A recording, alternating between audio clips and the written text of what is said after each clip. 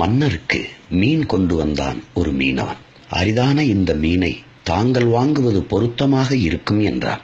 மன்னரும் மகிழ்ந்து அவனுக்கு 1000 பொற்காசுகள் கொடுத்தார். மன்னரின் மைத்துனர் கொதித்து விட்டார். அற்ப மீனுக்கு இவ்வளவு பணமா?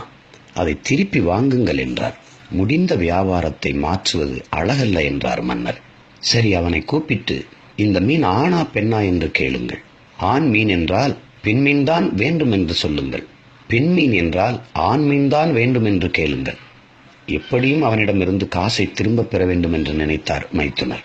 மீனவனை அழைத்தார்கள். இந்த மீன் ஆணா பெண்ணா என்ற கேள்வியை மைத்துனர் கேட்டார்.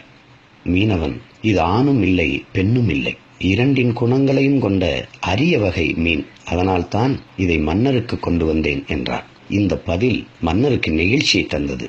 மேலும் 1000 பொற்காசுகளை கொடுத்தார். மைத்துனருக்கு எரிச்சல் ஏற்பட்டது. மன்னர் கொடுத்த காசிலிருந்து ஒரு தங்க காசு கீழே உருண்டு ஓடியது. அவன் அதை தேடி போய் எடுத்தான். மைத்துனர் கோபத்தின் உச்சிக்கே போனார்.